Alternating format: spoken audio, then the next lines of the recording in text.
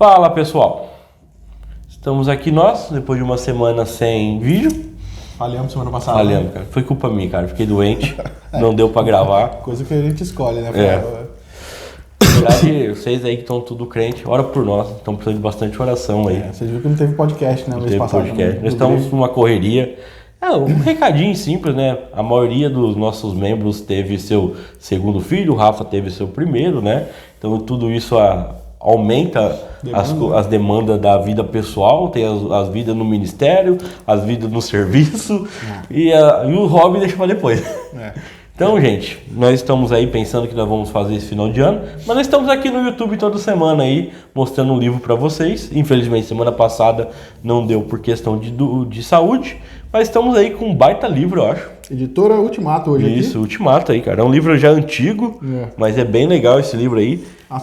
Apesar dele ser antigo, ele traz assuntos muito contemporâneos. Isso aí. Chama Fé Cristã e Cultura Contemporânea, é uma cosmovisão cristã, igreja local e transformação integral. É um livro apologético / cosmovisão. Eu acho bem interessante ele. A ideia é você, como você trabalha, né, no meio social, com a sua visão cristã de mundo. O que o cristianismo tem a oferecer, por exemplo, a questões políticas, da arte, da cultura. Basicamente é o que o livro vai tratar. É isso aí. E se você gostar desse livro, você já sabe, né? Você compra no nosso link lá do Grego, que é o dogrego.com/Amazon, ou entra no nosso site, que é o dogrego.com, tem um banner lá, clica aqui, aí você vai clicar, você vai ser direcionado para a Amazon, e tudo que você comprar vai gerar uma pequena comissão para nós. Mas nós estamos percebendo que gente que estão comprando coisas de valores altos não está chegando comissão para nós. Nós não sabemos o porquê. Mas se você for comprar livro ou qualquer coisa, compra, que alguma coisa chega para nós e nós está ajudando aí a fazer um caixa e nós já está falando de comprar uma câmera. Quem sabe daqui uns 3 anos. Vamos lá então. Esse é um livro aqui, ó, que 3 organizadores fizeram. Então cada capítulo é um autor. Não é nem o organizador, é um autor. Então nós temos aí vários autores que escreveram matérias. O Rodolfo Amorim, que é um dos organizadores, ele escreveu um capítulo também. Ele escreveu, né? Eu não lembro agora os outros que escreveram, né? Mas eu sei que tem Guilherme de Carvalho, a Vanessa também, se eu não me engano, escreveu. Nós vamos ver daqui a pouquinho aí. Tem bastante coisa legal, então. É um baita livro, é um livro antigo aí. É que você não marca a data aqui, né? Não. Mas eu acho que esse livro aí tá com nós aí já faz mais de 5 anos ou mais. A gente usou ele recentemente, né? Na pós-graduação. Na pós-graduação. Nós leu alguns capítulos dele. O meu até caiu. Na água, né? Aí os caras, como que o livro caiu na água? É porque a pós-graduação tinha tanta leitura que eu tinha que levar isso na hora do almoço para ler em casa muitas vezes. Aí eu coloquei debaixo da camisa, de moto, né? Na hora que eu fui descer eu esqueci e caiu no meio fio e deu uma molhadinha básica. Mas tá bom o livro ainda. Se eu não me engano, a gente leu alguma coisa sobre narcisismo desse livro, não foi na faculdade? Antropologia também. Não lembro, vamos ver agora. Se eu não me engano, foi 3 capítulos. Esse livro aqui é de 2009, né? Já é bem antigo já, então. Estamos em 2022. Já tem seus 12, 13 anos aí. Livro curtinho, cara. 224 páginas aí, mas é um livro legal. Se eu não me engano, ainda a Ultimato tem ela disponível. Na Amazon tem? Então, cara, você vai gostar, é um livro legal, tem bastante introdução e é bem legal que ele é dinâmico, cara. Não é aquela leitura tensa. Os caras fizeram uma coisa mais... Se eu não me engano, eu posso estar errado, ou é o outro livro que eu estou confundindo. Esse livro surgiu de umas palestras. Pode ser. Aí, através das palestras que os autores deles, eles organizaram como livro e virou um livro. É que tem autores também que são americanos aqui, né? Não sei como que isso funcionaria. Tem autores americanos? Tem. Autores, um match. Bom, nós vamos descobrir, né? Isso aí. A maioria mesmo é o Guilherme e o Rodolfo que escreveu, eu acho. Isso. Lembrando que o Guilherme de Carvalho, né, não sei se vocês conhecem, mas é um baita de um teólogo brasileiro. Que a gente Com certeza. Hoje. É presidente da Associação Brasileira de Cristãos na Ciência. É um mineirinho. Mineirinho lá de Belo Horizonte, da Igreja Comedor de pão de queijo. O Rodolfo Amorim é um dos obreiros do Labri Brasil, na qual o Guilherme de Carvalho também é o presidente, né? Então, trabalham juntos há muito tempo, e são grandes intelectuais aí, né? Da Igreja Evangélica. O primeiro capítulo aqui, então, depois da introdução, vai falar sobre Guilherme de Carvalho, que escreveu, né? A missão integral na encruzilhada, reconsiderando a tensão no pensamento teológico de Lausanne. Para quem conhece o Pacto de Lausanne, né? Foi um pacto recente aí que foi escrito a respeito da questão da evangelização.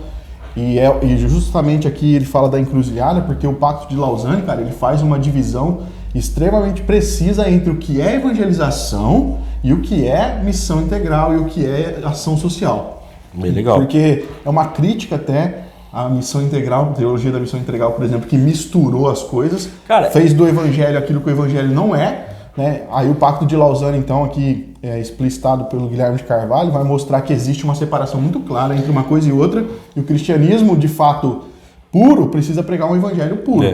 Os resultados do evangelho que são outras coisas, né? Eu conheci o Guilherme, se eu não me engano, na Missão Integral. Ele deu umas palestras na Missão Integral, aí depois a Missão Integral começou a ir para uns cantos, Pastores Bom começou a ir para outro, né? Então foi mais ou menos isso. Depois do capítulo 2 aqui vai falar o senhorio de Cristo e a missão da igreja na cultura, a ideia de soberania e sua aplicação, também escrita aqui pelo Guilherme de Carvalho, né? Bem interessante, vai fazer essa aplicação aí, como dentro da cultura a igreja vai falar sobre o senhorio de Cristo, então é bem interessante. Você pode ver que tem muita questão no nosso dia a dia, né? É bem importante isso. O capítulo basicamente aí vai sobre Abraham Kuyper, né? Sim. Tem uma frase famosa dele que não há nenhum centímetro quadrado sobre a existência que Cristo não declare é meu. Sim. Né? Essa ideia da soberania, a ideia de senhorio de Cristo sobre todas as esferas da sociedade. O capítulo 3, escrito agora por Rodolfo Amorim, é o senhorio de Cristo e a redenção das artes. Um olhar sobre a vida, obra e o pensamento de Hans Huckmacher. Hans Huckmacher também é um teólogo, filósofo que... Difícil de ser lido. É difícil pra caramba, né? A gente apresentou algum livro dele aqui? Huckmacher não é o carinha lá do... Filosofia Estética, já apresentamos? Acho que ele já apresentou, não apresentou? Não sei. Se apresentou, tá no card, senão a gente vai rolar um livro dele aqui. Isso aí. Que ele fala muito a respeito de filosofia e de estética e de artes, o Huckmacher. Então aqui o Rodolfo traz aí um olhar, né, sobre o pensamento dele. Depois aqui o quarto capítulo, os ídolos do nosso tempo, cosmovisão cristã em um mundo de esquerdas e direitas. Isso é bom pra hoje. Leonardo Ramos, deixa eu só ver aqui. É um dos organizadores também. Saúde tá boa. Tá. Essa tossinha não vai, né, cara? Não vai, cara. Você tá com tosse aí também? Porque acho que todo mundo tá com tosse no Brasil. Choveu esse dia aqui, a umidade aumentou, mas a garganta ainda não tá boa, não. E a gente tava falando, né, cara? Quantas pessoas estão idolatrando as suas esquerdas, quantas pessoas idolatrando as suas direitas, né? Esse vídeo vai sair depois das eleições, né? As eleições é domingo, o vídeo sai na terça, né? Será que teremos um presidente eleito no primeiro turno? Eu acho difícil, que não, né? Muito difícil mesmo. A não ser que foi golpe. Aí de que lado você quiser interpretar, você interpreta aí. Exatamente. Nós pode dar as mãos aí, ora por nós. 5. A religião achatada, paradoxos da fé cristã entre o local e o global. Aqui, um autor aqui que é Matt Bonzo, deve ser estrangeiro, né, com certeza. Religião achatada, se eu não me engano, cara, tá falando entre a questão do local, do individualismo e da questão do global no sentido do globalismo da fé, sabe? A ideia de consumismo, essas coisas. Sim. Então, o autor traz essa questão da religião achatada, onde ela está conectada, parece que ela é uma coisa só. Né, misturado com essas coisas. Depois aqui o narcisismo, como você tinha falado, né, como cosmovisão dominante no Ocidente, pelo Andrew Furlers. Deve ser estrangeiro. Narcisismo é aquela visão de o eu no centro de tudo, né? Isso, eu quero... Sabe o que eu lembro de narcisismo? De Narcisa. Aí eu lembro daquela... A história vem de lá, né? Segundo Freud. Não, daquela mulher mó rica no Brasil, tá ligado? Tá, entendi. Até tinha uns memes. Tipo assim, então... Aí eu lembro disso, aí eu lembro, tipo, é uma coisa só pra mim, entendeu? Só. Tem eu não sei de fato se é o verídico, se é a história certa, mas a ideia de que um cara chamado Narciso, de que ele ia admirar as coisas, então ele chegou no leito do rio. E aí ele admirando a beleza do rio, ele começou a ver o próprio reflexo no rio, o reflexo dele no rio. E aí, então ele se encanta com ele mesmo, né? Como eu sou belo e tal. E aí contam que o rio olhando para Narciso, dentro dos olhos do Narciso, o rio via a si mesmo e o rio também se encantava. Nossa, como eu sou belo. Então, ou seja, os dois, o rio era um narcisista também. Não importa, na verdade, todo ser humano é narcisista, não tem como você falar que você não é. Todo ser humano. É um problema, né? Não deveria, né? Por causa do pecado, né? Se nós formos entender a questão do pecado dentro da nossa vida, cara, o ser humano ele sempre vai querer fazer algo para si, para se embelezar, para se mostrar, né? Infelizmente, próprio, né? o cristão ele tem que combater isso constantemente, né? E é o que ele vai falar aqui dentro dessa cosmovisão, como o cristão tem que lidar com isso, e é uma coisa preocupante aqui no Ocidente, né? E que é também, no último capítulo, o contexto brasileiro, que acontece muito. Que aí é feita uma análise aqui por um brasileiro, né? Cláudio Antônio Carlos Leite. Então é legal porque você tem ele tanto na visão no Ocidente em si, essa cosmovisão dominante, mas como isso se aplica no contexto brasileiro. Com certeza, né? Uma coisa na questão geral, uma questão dentro do Brasil, né? Aquela frase, a frase mais típica nossa, né? Jeitinho brasileiro é uma questão, tipo assim, não, porque eu dou conta. Você já cai num contexto, tipo assim, de eu sou o cara que consigo fazer as coisas, né? Exatamente. Então você vê como, tipo assim, o brasileiro tem essa questão de se querer ser superior, né? E não só isso, né? Vou olhar para os outros países, os americanos, cara. Os americanos dizem que eles são superiores em todas as nações, são os melhores, cara. Então, tipo, tá arrisado dentro do homem por causa do pecado e é uma luta constante nossa com isso, né? Agora, veja a organização do livro. O que eu gosto também da Ultimato nesse livro, uma que é das folhas que são beges, né? Mas outro detalhe, cara, é a limpeza na página, né? Sim, sim. Tem um bom espaçamento das frases, né? Tipo assim, então isso é legal. Tá bem espaçado. Na hora de ler, isso não cansa.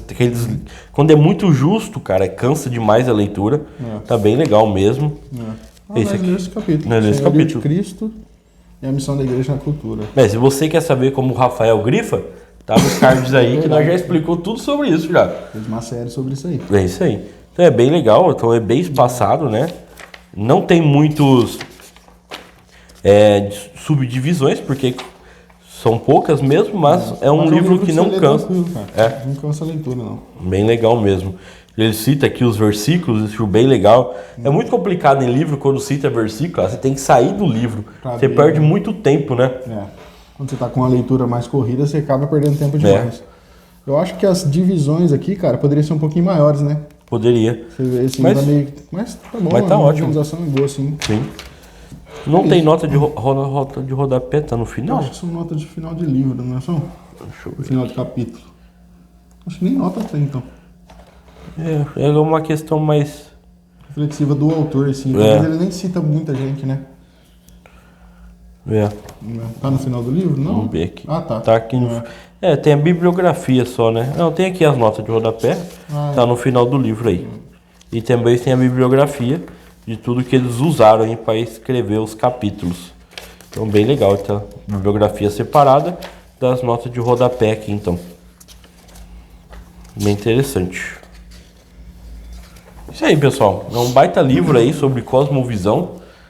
Não é só porque é velho, não serve. É uma coisa que nós sempre estamos os problemas voltando. Que nunca se resolvem, não né? tem solução até Cristo vir. E tem que sempre se repensar a respeito disso. Mas é um bom livro aí, se você quer entender sobre cosmovisão, começar uma leitura, acho que é um bom livro aí para começar, entender um pouquinho de cosmovisão, porque os autores são bem... sintetiza muito bem, assim, não vai tratar de muitos termos complicados, filosóficos, né? Tirando o Guilherme, né? Tirando o Guilherme. Guilherme às vezes mais complica do que explica, mas é um baita livro aí. Então, se você quiser comprar, tá o link aqui embaixo da Amazon. Qualquer coisa que você for comprar, compra pela Amazon. Estamos aí até semana que vem. Valeu, pessoal. Até mais.